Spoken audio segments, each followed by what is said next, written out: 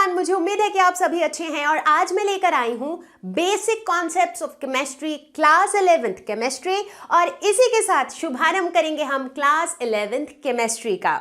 मैं हूं Roshni from Learno hub, the free learning platform, जहां पर आप फिजिक्स, केमिस्ट्री, मैथ्स, बायोलॉजी सब कुछ पढ़ सकते हो absolutely for free at learnohub.com।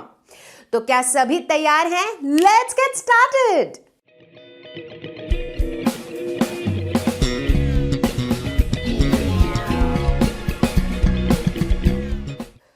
क्या पढ़ने वाले हैं आज हम इस लेसन के अंदर? वो कहते हैं ना, जिस तरह से जब हम उड़ने वाले होते हैं उससे पहले सीट बेल्ट वगैरह पहन के बिल्कुल तैयार हो जाते हैं, ठीक उसी तरह से केमिस्ट्री पढ़ने के लिए आज हम तैयार होने वाले हैं with all the basic concepts of chemistry. इसीलिए बताने की ज़रूरत नहीं है कि this lesson is super duper important, क्योंकि इसमें हम बेसिक्स कवर करेंगे, ठीक है ना। तो बेसिक्स कहाँ से शुरू होगा? बिल्कुल बेस से। What is chemistry? केमिस्ट्री क्या है? Science of atoms, molecules and their transformations. मतलब कुछ यूं समझ लो कि केमिस्ट्री जब हम पढ़ेंगे ना, तो कोई भी सामान, अगर ये बॉटल है मेरे हाथ में, तो हम इसे उस नज़रिए से देखेंगे कि इसके अंदर क्या है, ये मैटर है, इसके अंदर मॉलिक्यूल्स है, उसके अंदर एटम्स है। तो हम हर चीज़ को एटम्स, मॉलिक्यूल्स वाले नज़रिए से देखेंगे और उनके ट्रांसफॉर्मेशंस पे फोकस करेंगे।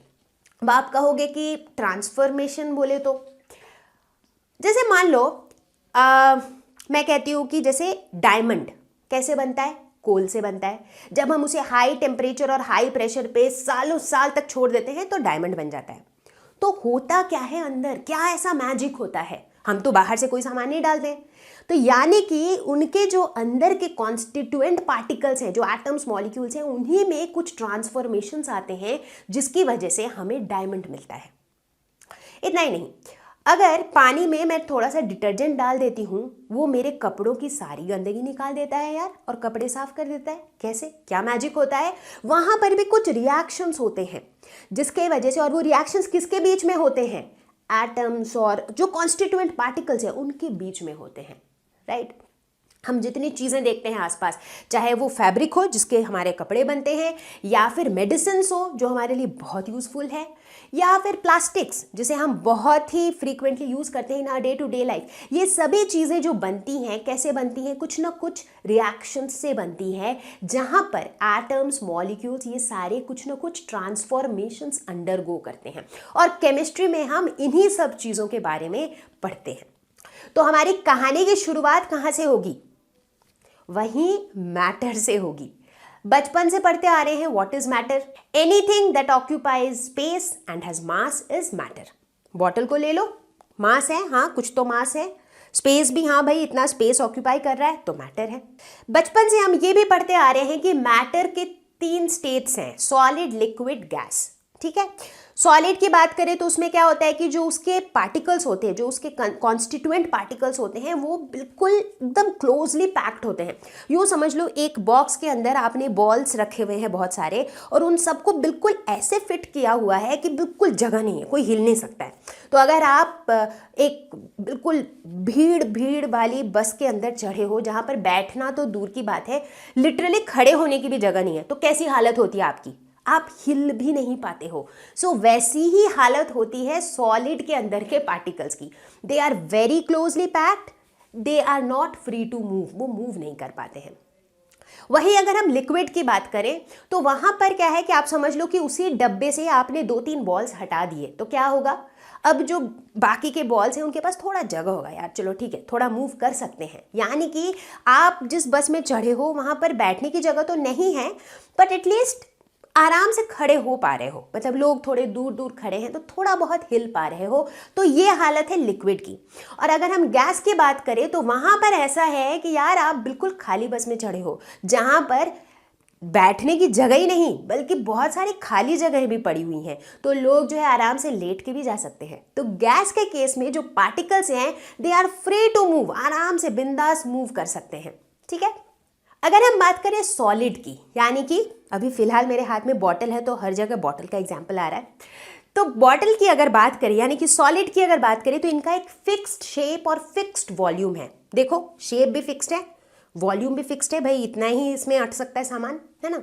वहीं जैसे लिक्विड पे पहुंच जाएंगे, इसके अंदर जो पानी है अगर उसकी बात करें जो कि लिक्विड है, तो इसका एक फिक्स्ड वॉल्यूम तो है। लेट अस सपोज अगर मैं कहूँ कि यार मेरे पास अभी लगभग लेट्स से 100 ml पानी है, या ठीक है, तो वो वॉल्यूम तो फिक्स ही है। अब इसे मैं किसी और कंटेनर में भी ट्रांसफर कर दूं तो मेरा वॉल्यूम ऑफ वाटर उतना ही रहेगा, लेकिन जो इसका शेप है, फिलहाल ये इस बॉटल के अंदर है तो इसने बॉटल का शेप ले लिया है। इसे मैं ग्लास में डाल दूंगी तो ये ग्लास का शेप ले लेगा, इसे मैं किसी कटोरी में डाल दूंगी उसका शेप ले लेगा। तो यानी कि लिक्विड्स के केस में they have a fixed volume but not a fixed shape. और वहीं अगर हम चले जाएं गैसेस की तरफ, तो गैस को आप विजुअलाइज कर सकते हो, लेट्स से अगरबत्ती, इंसेंस स्टिक, उसका जो धुआं निकलता है उसको ऑब्जर्व किया ही होगा कभी ना कभी, तो आप देखोगे कि उसका कोई फिक्स्ड शेप भी नहीं होता है, वो कैसे भी मूव करता है, और उसकी कोई फिक्स्ड वॉल्यूम भी नहीं होती है। तो गैसेस के केस में they neither have a fixed shape nor a fixed volume. अब ये जो तीनों स्टेट्स हैं, सॉलिड, लिक्विड और गैस, इनके बारे में एक और बहुत इंटरेस्टिंग बात है, और वो है ये, यानी कि they are interconvertible. Interconvertible मतलब क्या हुआ? कन्वर्टेबल मतलब इसे हम कन्वर्ट कर सकते हैं। इंटर मतलब आपस में, यानी कि इन्हें हम आपस में कन्वर्ट कर सकते हैं, सॉलिड को लिक्विड में, लिक्विड को गैस में, गैस को सॉलिड में, मतलब इस तरह से हम इसे कन्वर्ट कर सकते हैं। ठीक है, चलो देखते हैं कैसे। तो सबसे पहले बात करते हैं कि यार मैंने कहा कि मुझे ना सॉलिड से लिक्विड में कन्वर्ट करना है, पॉसिबल है क्या? बिल्कुल पॉसिबल है, ये तो आप रोज अपने घर पे देखते हो। सॉलिड में एग्जांपल ले लो आइस का, आइस सॉलिड है ना। जब भी आप आइस को फ्रीजर से निकाल के बाहर छोड़ देते हो थोड़ी देर, क्या होने लगता है? आइस मेल्ट होने लगता है, और क्या बन जाता है? वाटर, जो कि लिक्विड है। तो यानी कि सॉलिड से लिक्विड आप आराम से जा सकते हो, और इस प्रोसेस को हम क्या कहते हैं? मेल्टिंग। ठीक है, नहीं लिक्विड कुछ पसंद नहीं आ रहा है, लिक्विड को वेपर में चेंज कर सकते हैं क्या? गैस में चेंज कर सकते हैं, बिल्कुल कर सकते हैं। अब जो पानी है उसे एक पतीले में डालो और गर्म कर दो, क्या होगा? वो वेपर में कन्वर्ट हो जाएगा। तो इस प्रोसेस को हम क्या कहेंगे? वेपोराइजेशन। वेपर में मज़ा नहीं आ रहा है, क्या हम वेपर से वापस सॉलिड में आ सकते हैं? वो भी आ सकते हैं, और उस प्रोसेस को हम कहते हैं डिपोजिशन। तो ये शायद नाम आपने बहुत ज़्यादा ना सुना हो। तो डिपोजिशन में क्या होता है कि वाटर वेपर जो है वो डायरेक्टली आइस में कन्वर्ट हो जाता है। इसका बेस्ट एग्जांपल है फ्रॉस्ट। फ्रॉस्ट वर्ड तो सुना ही होगा। ये जो फिनोमिनन है ना, ये आपको जहाँ पर बहुत एकदम फ्रीजिंग कोल्ड होती है ना, जिन जगहों में, वहाँ पर देखने को मिलती है। वहाँ पे आप अक्सर देखोगे कि लीफ के ऊपर, पत्तों के ऊपर ना ऐसे आइस की पतली सी लेयर होती है। कई बार विंडो पेन्स पे आपको पतली सी आइस की लेयर दिखती है। तो क्यों होता है ऐसा? क्योंकि रूम के अंदर का जो एयर होता है ना, वो वार्म होता है, मॉइस्ट होता है। जब ये वार्म एयर वो फ्रीजिंग कोल्ड विंडो पेन्स के कांटेक्ट में आता है, तो जो सराउंडिंग वाटर वेपर है ना, वो कन्वर्ट हो जाता है आइस में। तो डायरेक्टली वेपर से सॉलिड में कन्वर्ट हो जाता है, और वही हमें विंडो पेन्स के ऊपर फ्रॉस्ट की तरह दिखता है।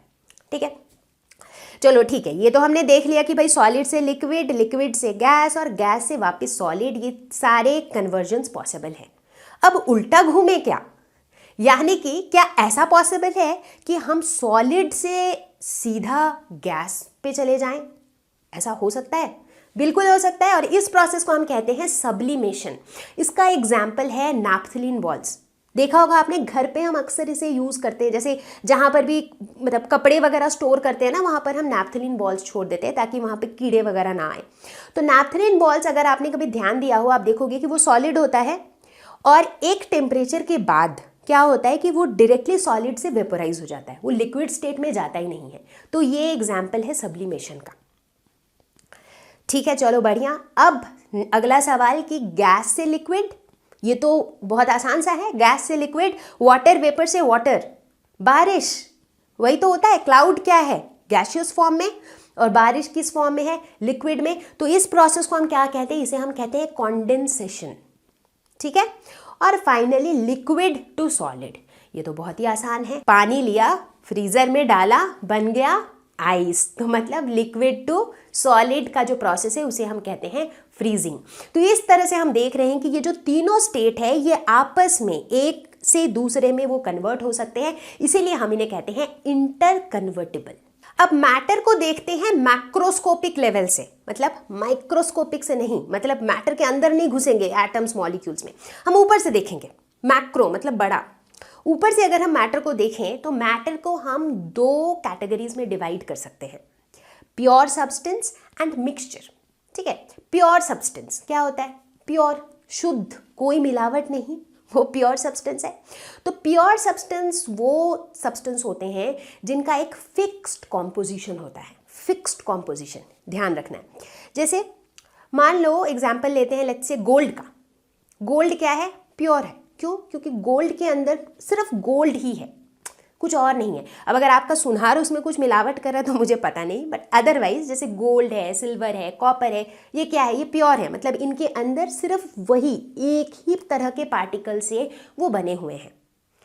अब इसका ये मतलब नहीं है कि प्योर सब्सटेंस सिर्फ ऐसी ही चीज़ें होंगी जिसमें एक ही तरह का पार्टिकल हो। जैसे एग्जाम्पल लेते हैं पानी का, वाटर। वाटर क्या होता है? H2O। वाटर हालांकि दो डिफरेंट चीज़ों से बना है, हाइड्रोजन एंड ऑक्सीजन, लेकिन हाइड्रोजन और ऑक्सीजन का जो कॉम्पोजिशन है वाटर में वो फिक्स्ड है। हमेशा 2:1 के रेशियो में ही हाइड्रोजन और ऑक्सीजन जो है वो कंबाइन होकर वाटर बनाएगा। तो यानी कि कॉम्पोजिशन फिक्स्ड है, ठीक है ना। तो ये भी मेरा प्योर सब्सटेंस है, ठीक है। अब प्योर सब्सटेंस को हम फर्दर दो कैटेगरी में क्लासीफाई कर सकते हैं। पहला हो जाएगा एलिमेंट्स और दूसरा हो जाएगा कंपाउंड्स। एलिमेंट्स क्या होते हैं? वो प्योर, मतलब प्योर मतलब वैसे वाले जिसके अंदर एक ही टाइप के पार्टिकल्स प्रेजेंट हो, जैसे कि गोल्ड, सिल्वर, कॉपर। ये सब में क्या होता है ना कि अगर कॉपर है तो उसके अंदर एक ही टाइप, उसके अंदर सिर्फ कॉपर पार्टिकल्स ही हैं, मतलब ऐसा नहीं कि उसके अंदर कुछ और भी चीज़ें हैं, सिर्फ कॉपर एलिमेंट के ही एटम्स हैं, ठीक है। तो ये होते हैं एलिमेंट्स।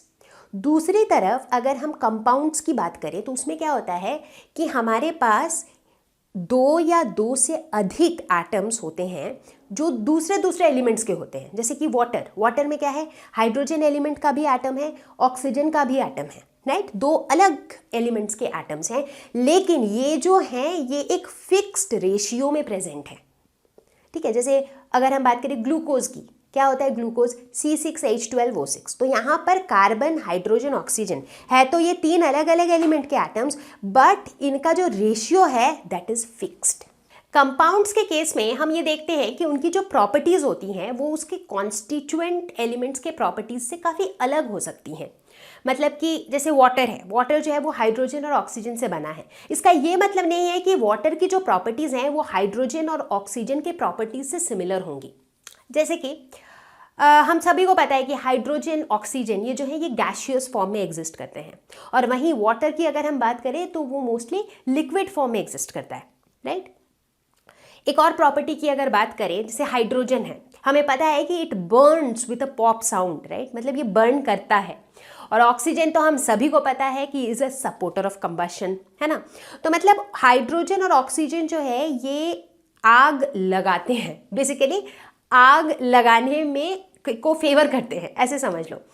दूसरी तरफ वाटर क्या करता है? आग बुझाता है। तो बेसिकली यहाँ तो हम देख रहे हैं कि दोनों की बिल्कुल कॉन्ट्रास्टिंग प्रॉपर्टीज़ हैं, और ऐसा हो सकता है कि कंपाउंड की जो प्रॉपर्टीज़ हो वो उसके कॉन्स्टिट्यूएंट एलिमेंट्स के प्रॉपर्टीज़ से बहुत अलग हो। तो अब हम बात करते हैं मिक्सचर की। जो मिक्सचर वर्ड है, इसको सुन के आपको डे टू डे लाइफ में से क्या याद आता है?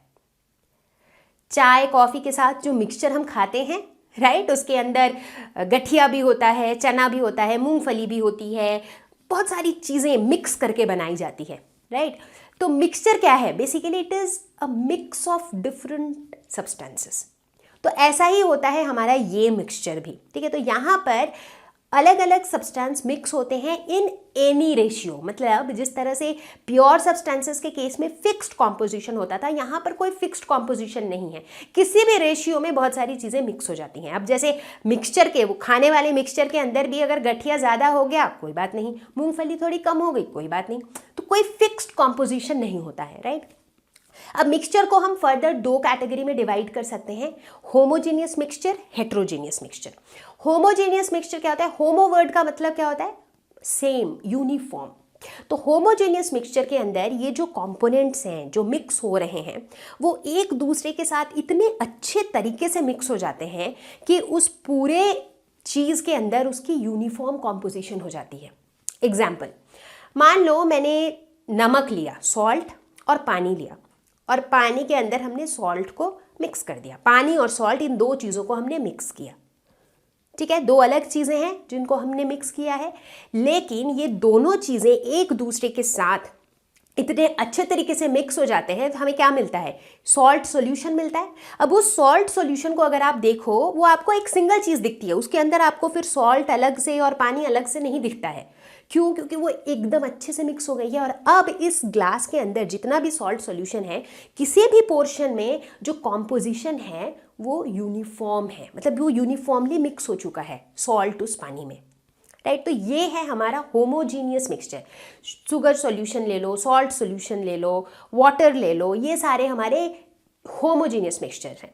दूसरी तरफ जो सेकेंड टाइप है वो है हेट्रोजीनियस मिक्सचर, मतलब यूनिफॉर्म कॉम्पोजिशन नहीं होता है थ्रू आउट। जैसे कि अगर आप मड को वाटर के साथ मिलाओ, मड मिट्टी, तो क्या होता है, थोड़ा बहुत तो मिक्स होता है, क्योंकि पानी का आप कलर देखोगे थोड़ा ब्राउनिश हो जाता है, बट बहुत सारे मड पार्टिकल्स आपको अलग से दिखते हैं, राइट। तो इसका मतलब आपको दोनों चीज़ों के पार्टिकल्स अलग अलग से दिख रहे हैं, तो वो यूनिफॉर्मली मिक्स नहीं हुए हैं, जिसकी वजह से उसका जो कॉम्पोजिशन है वो थ्रू आउट यूनिफॉर्म नहीं है। कहीं पर मड ज़्यादा होगा, कहीं पर कम होगा, राइट, वैसा होगा। तो इसे हम कहेंगे हेट्रोजीनियस मिक्सचर। तो हेट्रोजीनियस मिक्सचर के अंदर जो कॉन्स्टिट्यूएंट पार्टिकल्स हैं उन्हें हम बड़ी आसानी से सेपरेट आउट कर सकते हैं। इनफैक्ट कई जगहों में तो हम हैंड पिकिंग से ही सेपरेट कर सकते हैं। आपने देखा होगा, जैसे घर पे जब भी खाना बनता है ना, मान लो दाल बनती है या चावल बनती है, तो क्या होता है, उससे पहले जो है हम अक्सर ही उसको चुनते हैं, राइट, कि कहीं चावल के अंदर कोई कंकर तो नहीं है, दाल के अंदर कंकर तो नहीं है। कैसे चुनते हैं? हाथ से ही हम पिक कर लेते हैं, राइट। क्यों? क्योंकि वो मिक्स्ड तो है, but that is heterogeneous mixture, क्योंकि हमें अलग अलग दिखते हैं पार्टिकल्स, राइट, तो हम चुन के निकाल लेते हैं। उसी तरीके से अगर मैं मड वाटर की बात करूँ, इसको अगर आप छन्नी में छान लोगे फिल्ट्रेशन से, आप आराम से सेपरेट आउट कर सकते हो, राइट। तो हेट्रोजीनियस मिक्सचर के अंदर जो कंपोनेंट्स होते हैं उन्हें हम बड़ी ही आसानी से इस तरह के सिंपल फिजिकल मेथड से भी सेपरेट आउट कर सकते। अब हम बात करेंगे मैटर के प्रॉपर्टीज़ की। तो मैटर के प्रॉपर्टीज़ दो टाइप की होती हैं, फिजिकल प्रॉपर्टीज़ और केमिकल प्रॉपर्टीज़। फिजिकल प्रॉपर्टीज़ वो होती हैं जो हम बड़ी आसानी से ऑब्जर्व कर सकते हैं या फिर देख सकते हैं, फील कर सकते हैं और मेजर कर सकते हैं। तो ये ऑब्जर्वेबल और मेजरेबल होती हैं, और इन्हें हम ऑब्जर्व और मेजर कर सकते हैं without changing the identity of the substance. मतलब उस चीज़ को बिल्कुल वैसे ही रहेगा वो चीज़ as it is, and we will be able to tell about the physical properties. ठीक है, जैसे कि कलर, किसी चीज़ के कलर के बारे में बताने के लिए हम उसे बस ऑब्जर्व करेंगे, वो चीज़ एज इट इज़ रहेगा। उसकी स्मेल, हम फील कर सकते हैं स्मेल को, उस चीज़ को कोई चेंज अंडरगो करने की ज़रूरत नहीं है। मेल्टिंग पॉइंट, बॉइलिंग पॉइंट, इस तरह की जो चीज़ें प्रॉपर्टीज़ हैं, these are all physical properties, क्योंकि हम इन्हें मेजर कर सकते हैं। दूसरी तरफ आता है केमिकल प्रॉपर्टीज़। ये ऐसी प्रॉपर्टीज़ होती हैं जिन्हें बताने के लिए उस सब्सटेंस को एक चेंज अंडरगो करना पड़ता है, एक केमिकल चेंज अंडरगो करना पड़ता है। जैसे कि अगर मैं आपसे पूछूं कि कोई एक, मैं आपको सामान दे देती हूँ और मैं पूछती हूँ कि बताओ ये इसके एसिडिटी या फिर बेसिसिटी के बारे में बताओ, ये एसिडिक है या बेसिक है। ये मैं सिर्फ उस चीज़ को देख के नहीं बता सकती, राइट। तो मुझे उसके ऊपर एक टेस्ट करना पड़ेगा। So the moment we do a test, वो जो चीज़ है it will undergo some change, right. या अगर मुझे बताना हो कि यार बताओ कि ये जो है ना वाटर से रिएक्ट कैसे करेगा, वाटर से रिएक्ट करके क्या बनाएगा, तो इसके लिए मुझे उस सामान को वाटर से रिएक्ट कराना पड़ेगा। सो वो जो सामान है it will undergo a change, right. तो केमिकल प्रॉपर्टीज़ ऐसी वो वाली प्रॉपर्टीज़ होती है जिन्हें बताने के लिए उस सब्सटेंस को has to undergo a chemical change. अब अगर हम फिजिकल प्रॉपर्टीज़ की बात करें तो इसके अंदर भी दो कैटेगरी होती है, एक होती है क्वालिटेटिव प्रॉपर्टी, एक होती है क्वांटिटेटिव प्रॉपर्टी। क्वालिटेटिव यानी कि इन्हें हम ऑब्जर्व तो कर सकते हैं बट इन्हें हम इजीली मेजर नहीं कर सकते हैं, इसीलिए उन्हें कहते हैं क्वालिटेटिव। एग्जाम्पल, जैसे मैलिएबिलिटी, कि भाई कोई मेटल कितना मैलिएबल है, उसको हम मतलब ऐसे मेजर नहीं कर सकते, मतलब एज इन हम उसको उसके मेजरमेंट के लिए कोई नंबर नहीं दे सकते हैं, राइट। या फिर किसी सब्सटेंस में कितना शाइन है, लस्टर, स्मेल, मैलिएबिलिटी, डक्टिलिटी, ये सारे क्वालिटेटिव प्रॉपर्टीज़ हैं, ये क्वालिटीज़ हैं, बट इन्हें हम मेजर नहीं कर सकते हैं। दूसरी तरफ जो क्वांटिटेटिव प्रॉपर्टीज़ होती हैं उन्हें हम बहुत ही आसानी से मेजर कर सकते हैं। जैसे कि लेंथ, कितना लेंथ है हम बता सकते हैं, एक नंबर के साथ हम वो मेजरमेंट बता सकते हैं। या फिर कितना वॉल्यूम है, या फिर कितनी हाइट है, कितना एरिया है, कितनी डेंसिटी है, इस तरह की जो चीज़ें हैं इनको हम मेजर कर सकते हैं। और मेजरमेंट हम कैसे बताते हैं, उसके लिए हमें दो चीज़ें चाहिए होती है, एक नंबर चाहिए होता है और एक यूनिट चाहिए होता है। यूनिट बहुत ज़रूरी है। जैसे मैंने पूछा कि लेट्स से इस बेड का लेंथ कितना है, 2, सिर्फ 2 बताऊंगी तो आपको समझ आएगा कितना है, नहीं समझ आएगा, राइट। 2 क्या, 2 मीटर्स है, 2 किलोमीटर्स है, 2 सेंटीमीटर्स है, 2 मिलीमीटर्स है। और जैसे जैसे यूनिट चेंज हो रहा है आपका एक्चुअली वो लेंथ चेंज हो रहा है, राइट। तो इसीलिए कोई भी मेजरमेंट, कोई भी क्वांटिटेटिव प्रॉपर्टी को मेजर करने के लिए हमें एक नंबर चाहिए होता है फॉलोड बाय अ यूनिट। अब जहाँ यूनिट्स की बात आ गई तो वहाँ पर हमें एक स्टैंडर्डाइज्ड सिस्टम चाहिए कि भाई कौन से क्वांटिटी का कौन सा यूनिट होता है। अगर ऐसा नहीं हुआ तो क्या होगा कि मान लो भाई इंडिया में जो है हम लेंथ किसी यूनिट में मेजर करते हैं, अमेरिका में कोई और यूनिट में मेजर करते हैं, किसी और कंट्री में किसी और यूनिट में मेजर करते हैं। तो ऐसे क्या होगा, कोई स्टैंडर्ड नहीं रहेगा, तो एक जगह से दूसरी जगह का जो मेजरमेंट है बिल्कुल अलग अलग रहेगा सिस्टम। तो इसीलिए हमें चाहिए एक इंटरनेशनल लेवल पे एक स्टैंडर्डाइज्ड सिस्टम, और यहीं आता है हमारा SI सिस्टम ऑफ यूनिट्स। सबने सुना ही होगा SI यूनिट के बारे में। तो SI जो वर्ड है ये एक फ्रेंच वर्ड से आया है जिसका फुल फॉर्म है सिस्टम इंटरनेशनल। तो ये एक इंटरनेशनल सिस्टम ऑफ यूनिट्स हैं जिसके अंदर टोटल 7 बेस यूनिट्स को डिफाइन किया जाता है, जो जिसे हम फंडामेंटल यूनिट्स भी कह सकते हैं। तो इसके अंदर हमने 7 बेस क्वांटिटीज डिफाइन की हैं। तो वो क्वांटिटीज कौन कौन से थे, length, mass, time, electric current, thermodynamic temperature, amount of substance और ल्यूमिनस इंटेंसिटी। और इन क्वांटिटीज की जो SI यूनिट्स थी उन्हें हम कहते हैं बेस यूनिट्स, जो कि हैं मीटर लेंथ के लिए, किलोग्राम मास के लिए, सेकंड टाइम के लिए, एम्पियर करंट के लिए, केल्विन टेम्परेचर के लिए, मोल अमाउंट ऑफ सब्सटेंस के लिए और कैंडेला ल्यूमिनस इंटेंसिटी के लिए। और ये रहे इनके सिंबल्स। इनमें से काफ़ी सारे यूनिट्स तो हमने ऑलरेडी यूज़ कर रखा है, जैसे कि kilogram, metre, second, ampere, kelvin. Mole एक ऐसा यूनिट है जिसे हम अभी इंट्रोड्यूस करेंगे इस लेसन के अंदर। तो इसमें अगर हम बात करें मास की, तो मास होता क्या है, मास होता है the amount of matter contained in a body, मतलब एक सब्सटेंस के अंदर कितना मैटर है वो बताता है मास। तो मास का SI यूनिट होता है kg यानी कि किलोग्राम। हालांकि जैसे लेबोरेटरीज में जब हम काम करते हैं तो हम कई बार बहुत छोटे छोटे मासेस के साथ डील करते हैं, क्योंकि जैसे देखो केमिस्ट्री में तो क्या है ना, हम एटम्स मॉलिक्यूल्स लेवल पे बहुत स्टडीज़ करते हैं। तो एटम मॉलिक्यूल इन सब का जो साइज़ होता है बहुत छोटा होता है, इनका मास भी बहुत कम होता है, राइट। तो जब हम इतने छोटे छोटे चीज़ों के साथ डील करते हैं तो हम लैब में कई बार ग्राम को जो है उसे एक यूनिट की तरह यूज़ करते हैं। हालांकि SI यूनिट जो है दैट इज़ किलोग्राम। अब चूंकि हम मास की बात कर रहे हैं तो I think it will be nice कि हम एक बारी दोबारा ये याद कर लें कि मास और वेट ये दोनों सेम चीज़ नहीं होती है। बहुत से बच्चों को लगता है कि वेट क्या है, वही है वजन, मास भी वही है तो सेम ही चीज़ है, बट ऐसा नहीं है। चलो देखते हैं। किसी भी सब्सटेंस में जो टोटल अमाउंट ऑफ मैटर होता है उसे हम मास कहते हैं, जो कि मैंने अभी बताया। लेकिन दूसरी तरफ जब हम वेट की बात करते हैं तो वेट मास नहीं होता है। वेट क्या होता है, इट इज अ फोर्स। तो weight is a completely different thing, it is a force exerted by gravity on an object. तो यानी कि अगर हमारे पास कोई ऑब्जेक्ट है जिसका मास m है तो उसके ऊपर जितना फोर्स ग्रेविटी लगाता है, तो फोर्स हम कैसे निकालते हैं, मास इनटू एक्सेलरेशन। और यहां पर एक्सेलरेशन किसकी वजह से है, due to gravity. So mass into acceleration due to gravity, ये होता है वेट। ठीक है। तो mass of a substance is constant, ये हर जगह सेम रहता है, लेकिन जो वेट है it varies from one place to another. क्यों, क्योंकि वेट जो है ये मास पे भी डिपेंड करता है और एक्सेलरेशन ड्यू टू ग्रेविटी की वैल्यू पे भी डिपेंड करता है। अब अगर हम मून पे चले जाएं तो मून पे एक्सेलरेशन ड्यू टू ग्रेविटी की वैल्यू अलग है, तो वहां पर वेट भी किसी पर्टिकुलर ऑब्जेक्ट का अलग हो जाएगा।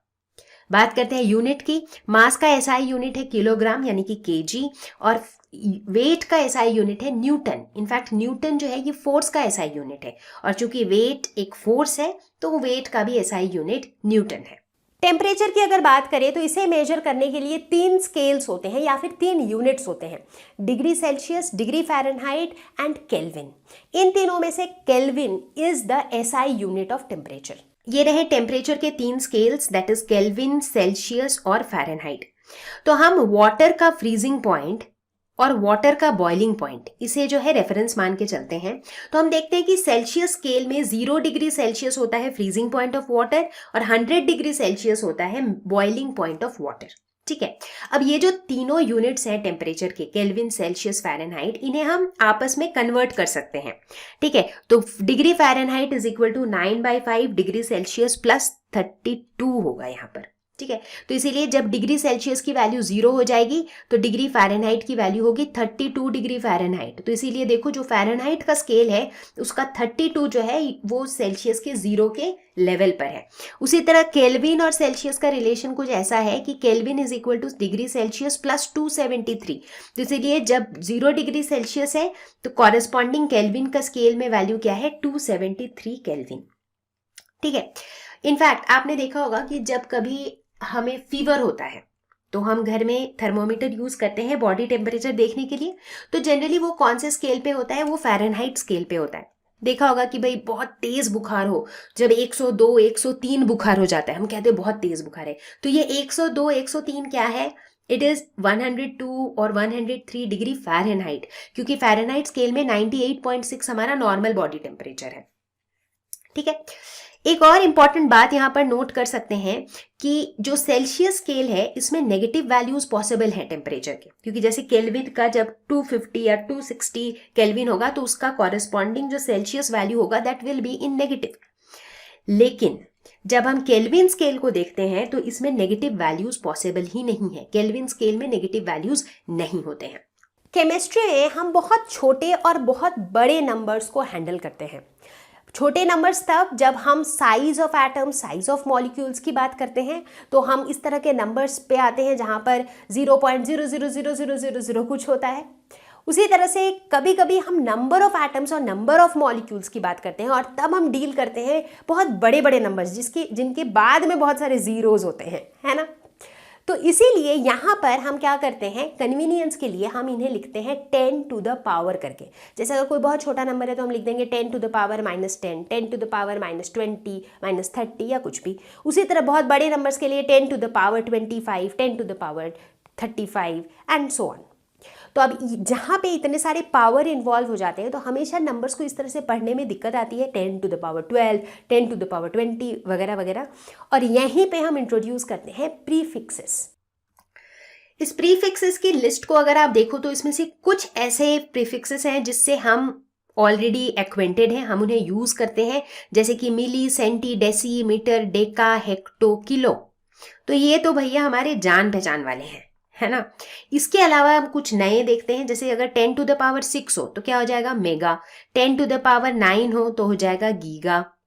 10 टू द पावर 12 हो तो टेरा, 10 टू द पावर 15 हो तो पेटा। एंड आई थिंक इतना तक पता होना काफ़ी है। उसी तरह अगर हम स्मॉलर यूनिट्स पे जाएं तो 10 to the power -6 micro, -9 nano, -12 pico, -15 femto.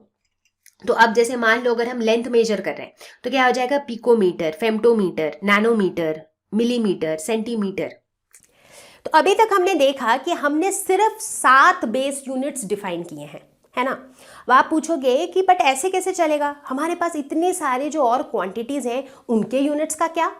तो उनके यूनिट्स को हम बेसिकली इन 7 बेस यूनिट से डिराइव करते हैं और इसीलिए उन्हें हम कहते हैं डिराइव्ड यूनिट्स। अगला सवाल आ सकता है कि ये सब कौन डिसाइड करता है कि बेस यूनिट्स कौन से होंगे, डिराइव्ड यूनिट्स कौन से होंगे। तो हर कंट्री में एक नेशनल मेट्रोलॉजी इंस्टीट्यूट होता है which deals with measurement related things, कि भाई ये मेजरमेंट के जो स्टैंडर्ड्स है ना, नेशनल स्टैंडर्ड के हिसाब से मेजरमेंट की चीज़ों को हैंडल करने के लिए नेशनल मेट्रोलॉजी इंस्टीट्यूट होता है। इंडिया में भी एक ऐसा इंस्टीट्यूट है which is national physical laboratory, that is NPL इन दिल्ली। ठीक है, तो चलो अब हम आगे देखते हैं कि किस तरह से हम डिराइव्ड यूनिट्स निकालते हैं। तो पहला एग्जाम्पल लेते हैं एक सिंपल सा वॉल्यूम का। ठीक है, वॉल्यूम एक क्वांटिटी है जिसका SI यूनिट मुझे नहीं पता। कैसे सोचेंगे, ऐसे सोचो, वॉल्यूम होता क्या है। हम कैसे निकालते हैं मैथमेटिकली वॉल्यूम? अगर मान लो मैं आपको एक क्यूब दे देती हूँ और बोलती हूँ इसका वॉल्यूम निकालो, तो क्यूब का वॉल्यूम क्या होगा? Side cube, right, which is actually length का क्यूब। लेंथ का यूनिट हमें पता है, लेंथ का एसआई यूनिट क्या होता है? मीटर। तो वॉल्यूम का क्या हो जाएगा? Metre cube. हो गया ना डिराइव, मतलब एक बेस यूनिट से हमने इसके यूनिट को, वॉल्यूम के यूनिट को डिराइव कर लिया। ठीक है, अब आप मिला के देख लो, चाहे वॉल्यूम ऑफ सिलेंडर हो, वॉल्यूम ऑफ कोन हो, वॉल्यूम ऑफ क्यूबॉइड हो, हर जगह आप देखोगे कि वॉल्यूम इज एक्चुअली लेंथ का क्यूब। ठीक है, दूसरा एग्जाम्पल लेते हैं, लेट्स टॉक अबाउट से डेंसिटी। डेंसिटी होता क्या है? मास पर यूनिट वॉल्यूम। ठीक है, मास का एसआई यूनिट क्या होता है? Kilogram, KG. और वॉल्यूम का क्या होता है? अभी अभी निकाला हमने, मीटर क्यूब। तो डेंसिटी का एसआई यूनिट क्या हो जाएगा? केजी पर मीटर क्यूब।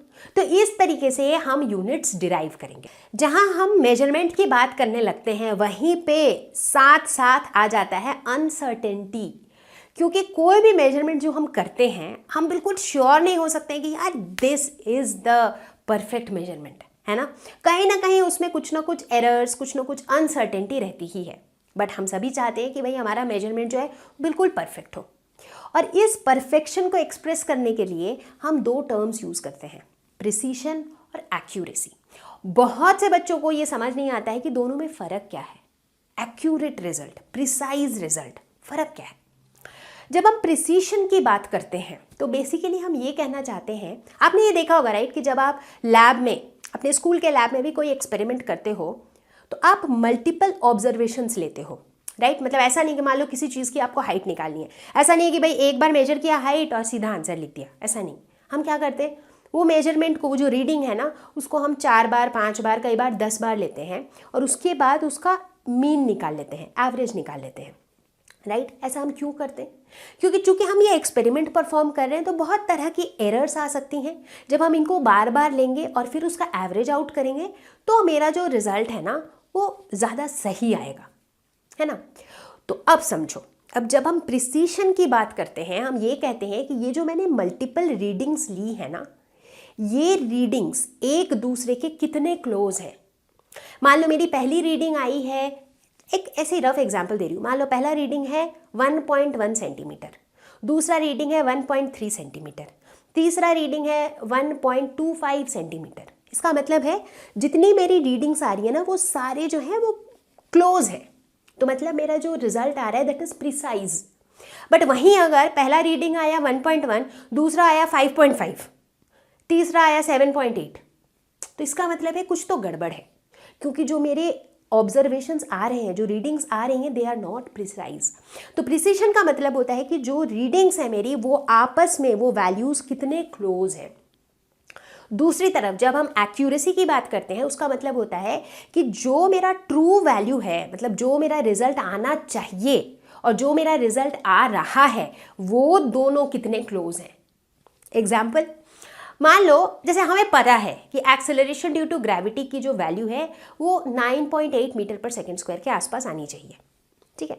अब अगर आपका वैल्यू 9 आ रहा है या आपका वैल्यू 8 आ रहा है या आपका वैल्यू 5 आ रहा है, वो बताएगा कि जो वैल्यू आपका आ रहा है वो कितना एक्यूरेट है, वो ट्रू वैल्यू के कितना पास है। सबको समझ आ गया प्रिसीशन और एक्यूरेसी का फर्क?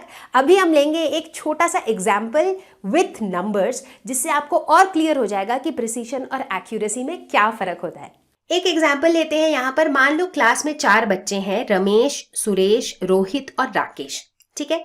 और इन चारों बच्चों ने कोई एक्सपेरिमेंट परफॉर्म किया है स्कूल के साइंस लैब में, और उस एक्सपेरिमेंट का जो आउटपुट आना चाहिए, जो डिजायर्ड वैल्यू है दैट इज 3। कुछ भी एक्सपेरिमेंट किया, मान लो किसी चीज की हाइट निकाली है या कुछ भी किया है जिसमें 3 आना चाहिए आउटपुट।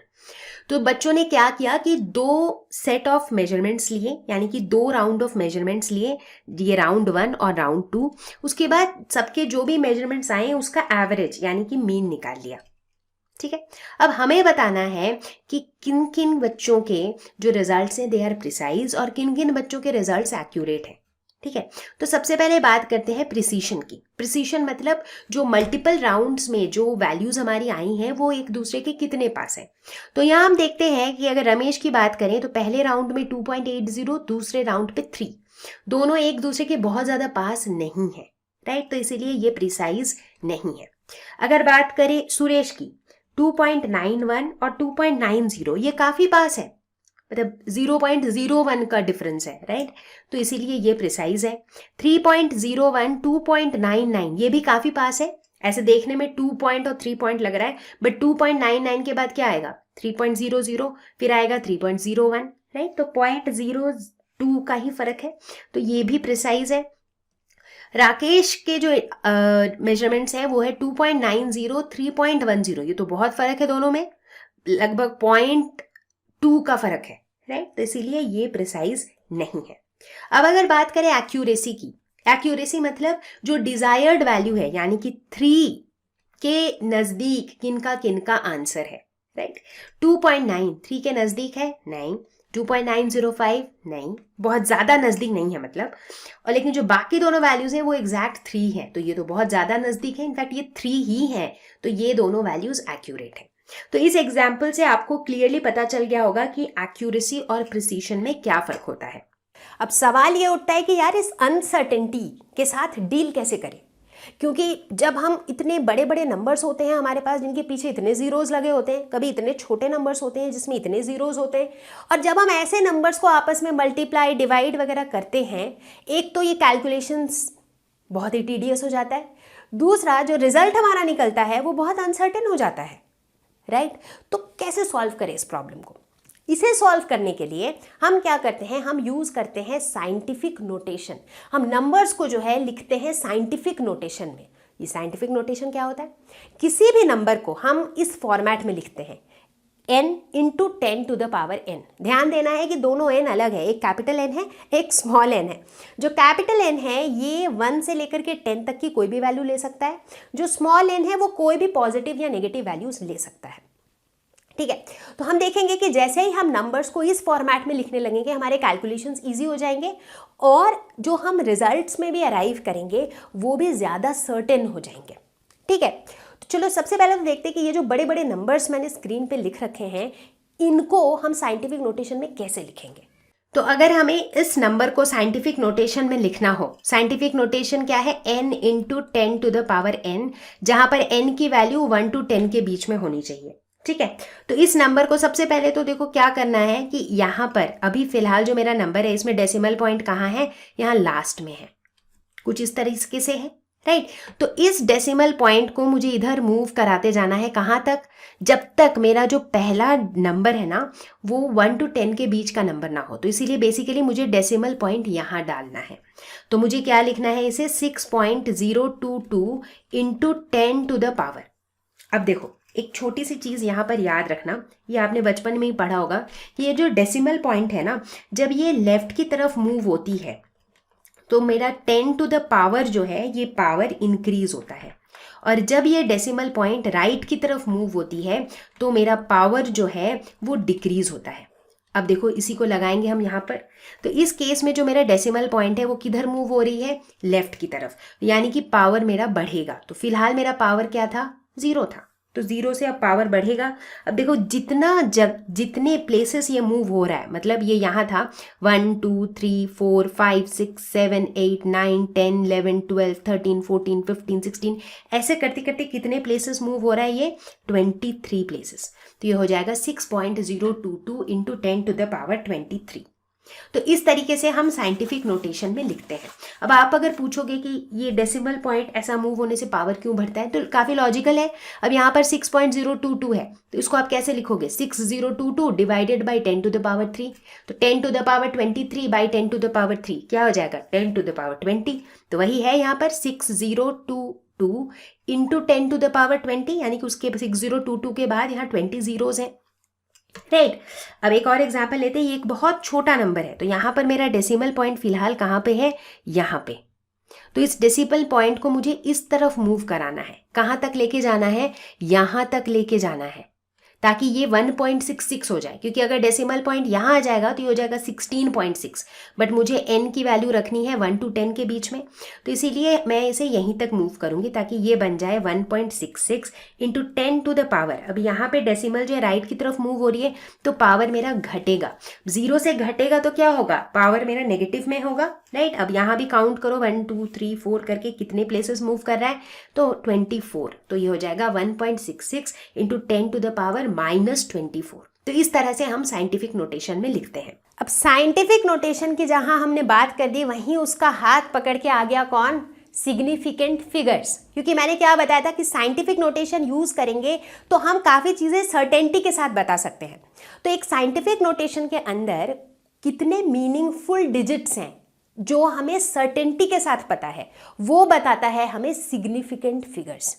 ठीक है, जैसे एक रफ सा एग्जांपल दे रही हूँ। मान लो मैंने बताया कि कोई मेरे पास एक रॉड है जिसकी लेंथ है 12.6739 सेंटीमीटर्स। ठीक है, ऐसे एक एग्जांपल।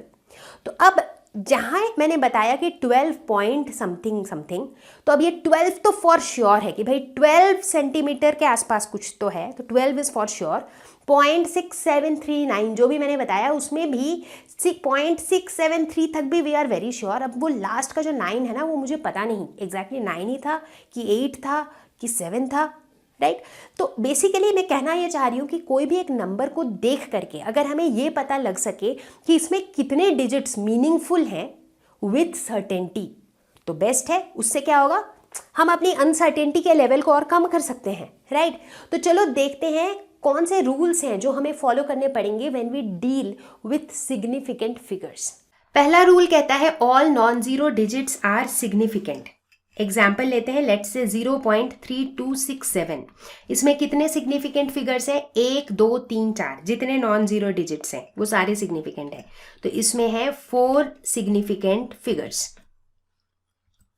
दूसरा रूल कहता है zeros preceding to first non zero digit are not significant, यानी कि जो पहला सिग्निफिकेंट यानी कि जो पहला नॉन जीरो डिजिट है उससे पहले जितने भी जीरोस होंगे वो नॉट सिग्निफिकेंट होंगे। एग्जाम्पल लेते हैं, जैसे 0.002, इसमें सबसे पहला नॉन जीरो डिजिट क्या है, 2। 2 से पहले जितने भी जीरोस हैं ये सभी नॉट सिग्निफिकेंट है। तो यानी कि इस पूरे नंबर में कितने सिग्निफिकेंट फिगर्स हैं, सिर्फ 1। अगर एक और एग्जाम्पल ले 0.0026, इसमें कितने सिग्निफिकेंट फिगर्स हैं, सिर्फ 2, क्योंकि इनके पहले जितने भी जीरोज हैं वो सिग्निफिकेंट नहीं है, तो यहां पर 2 सिग्निफिकेंट फिगर्स हैं। तीसरा rule, zeros between 2 non zero digits are significant.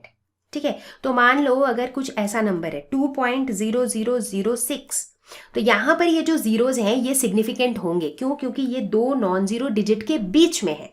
तो इस पूरे नंबर में कितने सिग्निफिकेंट फिगर्स होंगे, 5। फोर्थ रूल कहता है कि जीरोज एट द एंड और right of a number are significant provided they are on the right side of the decimal point. ठीक है, तो ये कहता है कि अगर किसी भी नंबर के लास्ट में जीरो है तो वो तभी सिग्निफिकेंट होंगे अगर वो जीरोज जो है वो डेसिमल पॉइंट के राइट साइड पर है। ठीक है ना, अगर वो डेसिमल पॉइंट के राइट साइड पर है। तो एग्जाम्पल लेते हैं, मान लो 260.50, इसमें कितने सिग्निफिकेंट फिगर्स हैं, 265, तो ये 3 तो पक्का ही है क्योंकि ये नॉन जीरो डिजिट्स हैं। ये वाला जीरो भी सिग्निफिकेंट है क्योंकि ये 2 नॉन जीरो डिजिट के बीच में आता है। लास्ट वाला जीरो भी सिग्निफिकेंट है क्योंकि ये लास्ट में आता है, तो क्या हुआ, ये डेसिमल पॉइंट के तो राइट में आता है। तो यानी कि इसमें 5 सिग्निफिकेंट फिगर्स हैं। ठीक है, अगर 2.600 की बात करें, इसमें कितने सिग्निफिकेंट फिगर्स हैं, इसमें 4 सिग्निफिकेंट फिगर्स हैं क्योंकि ये भी जो जीरोज हैं ये डेसिमल पॉइंट के राइट में आता है। 0.600 की अगर बात करें, इसमें कितने सिग्निफिकेंट फिगर्स हैं, इसमें 3 सिग्निफिकेंट फिगर्स हैं क्योंकि ये वाला जो जीरो है ये सिग्निफिकेंट नहीं है, ये क्योंकि डेसिमल से पहले आ रहा है, मतलब फर्स्ट नॉन जीरो डिजिट के पहले आ रहा है, तो ये सिग्निफिकेंट नहीं है ना। तो अब अगर हम लास्ट वाला रूल देखें जो कहता है कि exact numbers have an infinite number of significant figures. Exact numbers मतलब जैसे 260, इसमें कितने सिग्निफिकेंट फिगर्स हैं, बहुत से बच्चे कहेंगे 3, 2, 6 और 0, बहुत से बच्चे कहेंगे 2, 2 और 6, राइट। बट यहाँ पर मेरा डेसिमल पॉइंट कहाँ पे है, यहाँ पे है, करेक्ट। और इस डेसिमल पॉइंट के बाद मैं जीरो डाल सकती हूँ अपने मन से, और अपने मन से मैं कितने भी जीरो डाल सकती हूँ, क्योंकि 260 और 260.00, 260.0000, 260.000000, ये सब कुछ का सेम ही मतलब है। और हमने क्या पढ़ा है कि जो भी जीरो नंबर के लास्ट में रहता है लेकिन डेसिमल पॉइंट के राइट में रहता है वो सब सिग्निफिकेंट होता है। तो यहाँ पर उस हिसाब से कितने सिग्निफिकेंट फिगर्स हैं, infinite number of significant figures हैं भाई। तो इसीलिए जितने भी एग्जैक्ट नंबर्स होते हैं they have infinite number of significant figures. अब सिग्निफिकेंट फिगर्स को दिमाग में रखते हुए ऑपरेशन के रूल्स देखते हैं, यानी कि एडिशन, सब्ट्रैक्शन, मल्टीप्लिकेशन, डिवीजन के रूल्स देखेंगे। सबसे पहले बात करेंगे एडिशन और सब्ट्रैक्शन की, ठीक है। ये रूल कहता है कि the result can not have more digits to the right of the decimal point than either of the original numbers, ठीक है। तो मान लो हमारे पास दो नंबर्स हैं 0.326 और 1.2, और हमें इन दोनों को ऐड करना है, ठीक है। तो जो पहला नंबर है इसमें कितने डिजिट्स हैं to the right of the decimal point, 3 digits. इसमें 3 डिजिट्स हैं आफ्टर डेसिमल पॉइंट। 1.2 जो कि हमारा दूसरा नंबर है, इसमें कितने डिजिट हैं आफ्टर डेसिमल पॉइंट, सिर्फ 1, ठीक है। दोनों को अगर ऐड करें तो कितना आएगा, 1.526। बट मेरा आंसर क्या होगा, आंसर तो इस रूल के हिसाब से होगा। रूल कहता है कि result can not have more digits to the right of the decimal point than either of the original number.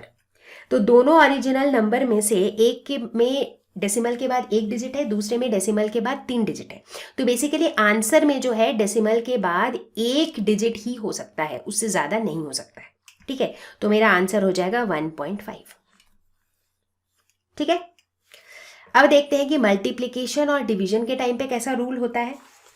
तो ये रूल कहता है कि in these operations the result must be reported with no more significant figures as are there in the measurement with few significant figures. मतलब अगर मान लो हम 0.326 को मल्टीप्लाई करते हैं 1.2 से, ठीक है, तो 0.326 में कितने सिग्निफिकेंट फिगर्स हैं, 3 सिग्निफिकेंट फिगर्स हैं। 1.2 में कितने सिग्निफिकेंट फिगर्स हैं, 2 सिग्निफिकेंट फिगर्स हैं, ठीक है। दोनों को मल्टीप्लाई किया तो मेरा आंसर आया 0.3912, ठीक है। बट जो मेरा फाइनल आंसर होगा वो कितना होगा, फाइनल आंसर में इन दोनों में से जो मेरे दो नंबर्स मैंने मल्टीप्लाई किए थे उसमें से जिस नंबर में लेस सिग्निफिकेंट फिगर्स हैं मेरे फाइनल आंसर में भी उतने ही सिग्निफिकेंट फिगर्स होने चाहिए। तो इसमें लेस किस में है, इसमें है 1.2 में, तो यानी कि मेरे फाइनल आंसर में भी 2 सिग्निफिकेंट फिगर ही होने चाहिए। तो मेरा फाइनल आंसर क्या हो जाएगा, 0.39। कई बार हमारे सामने एक ऐसी सिचुएशन भी होती है जिसमें हमें एक सिस्टम ऑफ यूनिट्स को दूसरे सिस्टम ऑफ यूनिट्स में कन्वर्ट करना पड़ता है। एग्जाम्पल लेते हैं, जैसे मान लो अगर मैं बात करूं मास की, तो मैंने बताया कि एसआई यूनिट क्या है, किलोग्राम है।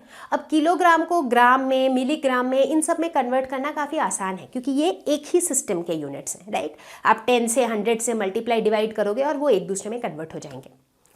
लेकिन अगर मैं एक दूसरे यूनिट की बात करूं जैसे कि पाउंड, पाउंड भी मास का ही यूनिट है। जैसे आपने सुना होगा कि जैसे केक वगैरह खरीदने जाओ तो वहाँ पे कई बार लोग पाउंड भी यूज़ करते हैं कि 1/2 पाउंड का केक, 2 पाउंड का केक, राइट, वहाँ पे यूज़ होता है ये पाउंड।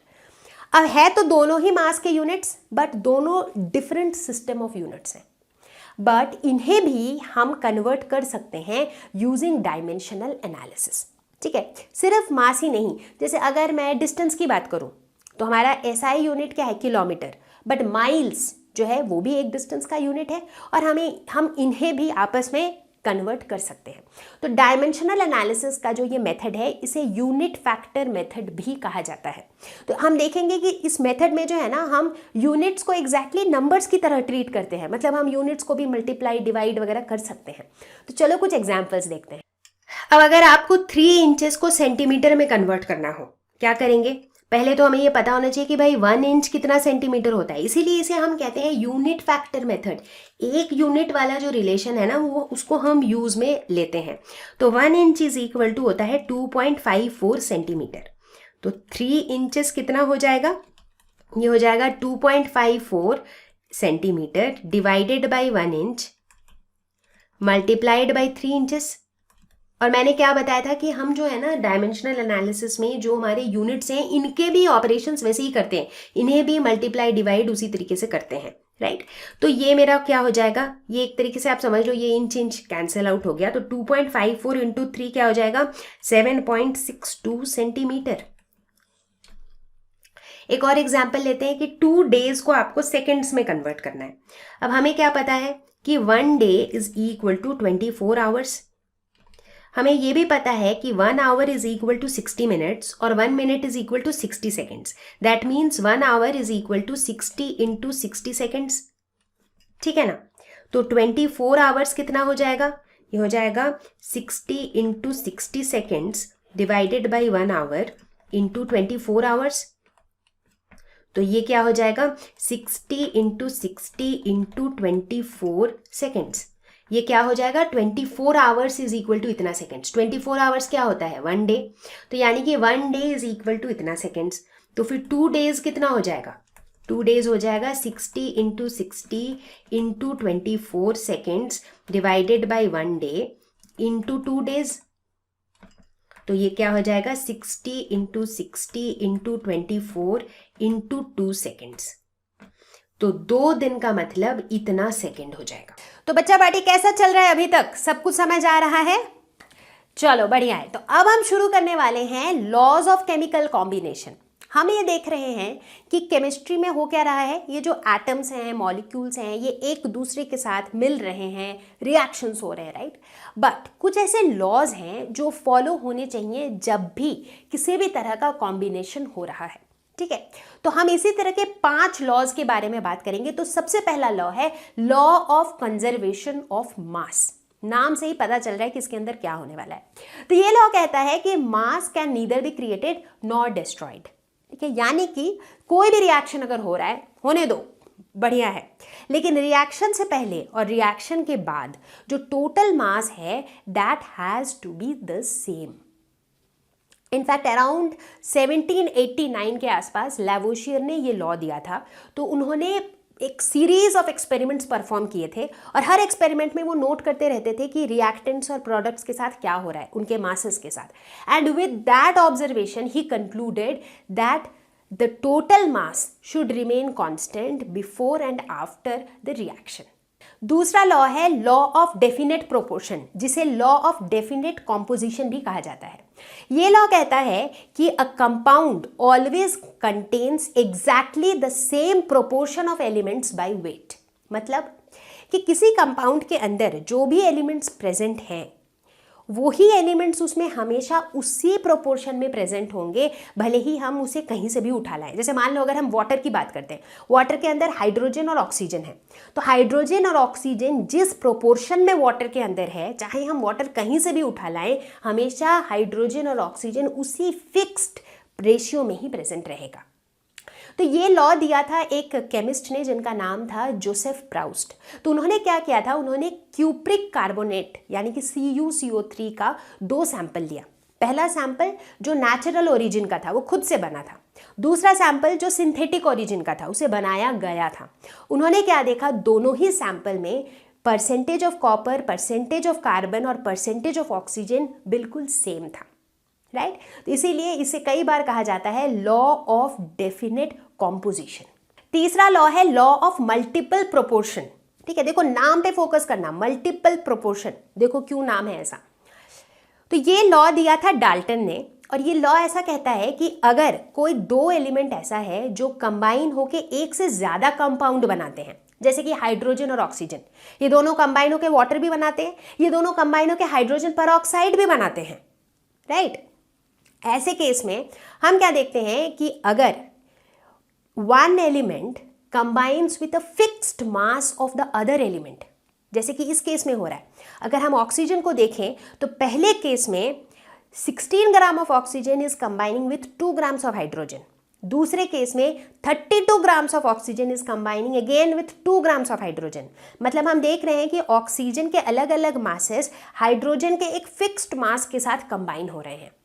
ऐसे केस में ऑक्सीजन के जो मासेस हैं they will always be in the form of a ratio of small whole numbers. तो ऑक्सीजन के मासेस क्या क्या है, 16 और 32, 16:32 is equal to 1:2. तो ये एक रेशियो है ऑफ स्मॉल होल नंबर्स. समझ आया एग्जाम्पल के साथ. कभी भी अगर ऐसा हो कि दो सेम एलिमेंट मिलके दो अलग अलग कंपाउंड बना रहे हैं, तो अगर एक एलिमेंट जो है उसके अलग अलग मासेस दूसरे एलिमेंट के फिक्स्ड मास के साथ कंबाइन हो रहे हैं, तो इस एलिमेंट के मासेस का जो रेशियो है that is a ratio of small whole numbers. तो देखा मल्टीपल प्रोपोर्शन क्यों कहते हैं इसे. एक तो यहाँ पर दो एलिमेंट मिलके मल्टीपल कंपाउंड्स बना रहे हैं, है ना, तो इसीलिए. और प्रोपोर्शन क्यों, क्योंकि यहाँ पर भी एक रेशियो मेंटेन हो रहा है, तो इसीलिए नाम दिया गया है लॉ ऑफ मल्टीपल प्रोपोर्शन. हमारा चौथा लॉ है गे-लुसैक्स लॉ ऑफ वॉल्यूम्स. तो ये कहता है, ऑब्वियस जाहिर सी बात है कि नाम से पता चल रहा है कि इसे इस लॉ को दिया था गे-लुसैक ने.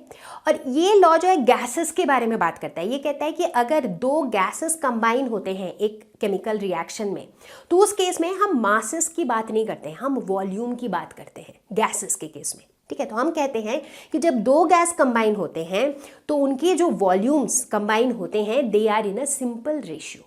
ठीक है, एग्जाम्पल लेते हैं. हाइड्रोजन और ऑक्सीजन कंबाइन होकर बना रहा है वाटर. तो हाइड्रोजन और ऑक्सीजन क्या है, गैस है. मान लो 100 ml हाइड्रोजन कंबाइन हो रहा है 50 ml ऑक्सीजन के साथ. तो ये 100 ml is to 50 ml is equal to 2:1 which is a simple ratio. Right. तो अगर आप इस पर ध्यान से देखो इस लॉ को, तो आप देखोगे कि ये लॉ जो है ना बिल्कुल वैसा ही है जैसा लॉ ऑफ डेफिनेट प्रोपोर्शन था. फर्क सिर्फ इतना है कि लॉ ऑफ डेफिनेट प्रोपोर्शन में हम ये कह रहे थे कि वहां पर जो रेशियो था दैट वाज ऑन मासेस, और यहां पर हम बात कर रहे हैं वॉल्यूम्स की. उतना ही फर्क है. तो इसीलिए कई बार इस लॉ को law of definite proportion by volume भी कहा जाता है. फाइनली हमारा पांचवा लॉ जो कि बहुत इंपॉर्टेंट है and that is Avogadro's law. Avogadro's law ये कहता है कि अगर हमारे पास इक्वल वॉल्यूम ऑफ गैसेस हो, मतलब अगर दो डिफरेंट गैसेस है, लेट्स से एक हाइड्रोजन है दूसरा ऑक्सीजन है, लेकिन दोनों का वॉल्यूम इक्वल है at same temperature and pressure, तो इन दोनों में इक्वल नंबर ऑफ मॉलिक्यूल्स होंगे. इनफैक्ट एवोगैड्रो पहले साइंटिस्ट थे जो नंबर ऑफ एटम्स और नंबर ऑफ मॉलिक्यूल्स के बारे में बात कर रहे थे. उन दिनों जो है तब के जो और बाकी रिनाउंड साइंटिस्ट थे जैसे डाल्टन या अदर साइंटिस्ट थे, उन्हें ऐसा लगता था कि सेम एटम, दो सेम एटम कभी भी कंबाइन नहीं हो सकते थे. उन्हें ऐसा लगता था, हालांकि वो सही नहीं है. उन्हें लगता था कि भाई दो ऑक्सीजन के एटम्स कभी कंबाइन नहीं हो सकते हैं. एक ऑक्सीजन का एटम एक हाइड्रोजन के एटम के साथ या कार्बन के एटम के साथ कंबाइन हो सकता है, बट ऑक्सीजन एटम के साथ कंबाइन नहीं हो सकता है. लेकिन आज की डेट में हमें पता है कि जो ऑक्सीजन का मॉलिक्यूल होता है वो डाई एटॉमिक होता है, और वो कैसे बनता है, दो ऑक्सीजन एटम्स के कंबाइन होने से. राइट. तो एवोगैड्रो ने पहली बार इस तरह का जो पॉली एटॉमिक का जो कॉन्सेप्ट था कि भाई एक से अधिक एटम्स कंबाइन होके बना सकते हैं चीज़ों को, ये सबसे पहली बार एवोगैड्रो ने कहा था. तो एवोगैड्रो का ये कहना था कि जैसे वाटर भी बन रहा है, तो कैसे बन रहा है, हम उसको, उनका सोचने का ये तरीका था कि हम क्या कहते हैं H2O. तो वो कह रहे थे कि 1 volume of hydrogen plus 1 volume of hydrogen plus 1 volume of oxygen, मतलब हाइड्रोजन हाइड्रोजन ऑक्सीजन. अगर सब 1 वॉल्यूम है तो ये क्या है, equal volume of gases at same temperature and pressure. तो इन सब के अंदर, इन सब डब्बों के अंदर इक्वल नंबर ऑफ मॉलिक्यूल्स होंगे. हालांकि अनफॉर्चुनेटली उन दिनों जब एवोगैड्रो ने ये लॉ दिया था तो किसी ने उनकी बात नहीं सुनी, क्योंकि सबको लगा कि ये गलत है. बट काफ़ी सालों के बाद जाकर ये प्रूव हुआ कि जो एवोगैड्रो कह रहे थे वो बिल्कुल सही था. और जैसे जैसे हम आगे बढ़ेंगे हम देखेंगे कि किस तरह से एवोगैड्रो के काम को आगे बढ़ाया गया और किस तरह से हमारा ये पूरा का पूरा मोल कॉन्सेप्ट आया. अब हमने काफ़ी कुछ पढ़ लिया कि भाई कैसे केमिस्ट्री में चीज़ें होती हैं, मैटर क्या होता है, प्रॉपर्टीज़ क्या होती हैं, मेजरमेंट, यूनिट्स, अनसर्टेनिटी, एरर्स वगैरह काफ़ी कुछ पढ़ लिया है. अब कॉम्बिनेशन कैसे होते हैं उनके लॉज भी पढ़ लिए हैं. तो I think this is the right time कि हम बात करें एटॉमिक थ्योरी के बारे में, मतलब एटम का जो स्ट्रक्चर है, एटम के बारे में जो थ्योरी निकाली गई थी वो क्या कहती है. तो सबसे पहले बात करेंगे डाल्टन्स एटॉमिक थ्योरी के बारे में, जो सबसे पुरानी थ्योरी है. तो सबसे पहली बात जो डाल्टन ने बताई थी वो ये थी कि matter consists of indivisible atoms, मतलब एटम्स को जो है हम फर्दर डिवाइड नहीं कर सकते हैं, ऐसा डाल्टन ने कहा था, जो कि आज की डेट पे गलत है. हम अभी का जो एटॉमिक थ्योरी है उसको भी इसके तुरंत बाद डिस्कस करेंगे, बट अभी हम ये देख रहे हैं कि डाल्टन ने उस टाइम पर क्या क्या थ्योरी दी थी। दूसरी चीज डाल्टन ने यह बताई थी कि all the atoms of a given element have identical properties including atomic mass and atoms of different elements differ in mass. मतलब अगर एक ही एलिमेंट के एटम्स है तो सारे एटम्स के सेम प्रॉपर्टीज होंगे, सेम मास होगा। अगर डिफरेंट एलिमेंट्स का एटम है तो उसका मास डिफरेंट होगा। ये भी आज की डेट पे गलत प्रूफ हो गया है। तीसरा जो बताया गया था वो ये था कि compounds are formed when atoms of different elements combine in a fixed ratio. तो डाल्टन का ये मानना था कि एटम्स जो है सिर्फ अलग अलग एलिमेंट्स के ही कंबाइन हो सकते हैं, दो एटम्स सेम एलिमेंट के कभी कंबाइन नहीं हो सकते हैं। वो भी गलत प्रूफ हो चुका है, क्योंकि आज की डेट पे दो ऑक्सीजन एटम्स भी कंबाइन होकर ऑक्सीजन का मॉलिक्यूल बना सकते हैं, राइट।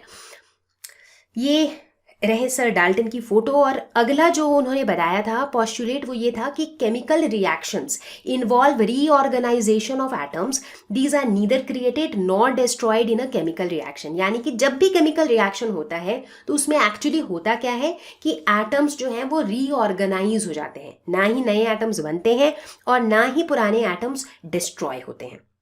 ठीक है, तो ये तो थी डाल्टन की एटॉमिक थ्योरी जो बहुत पहले दी गई थी। ठीक है, फिर धीरे धीरे और भी स्टडीज हुई और फाइनली हम आ पहुंचे मॉडर्न एटॉमिक थ्योरी पे।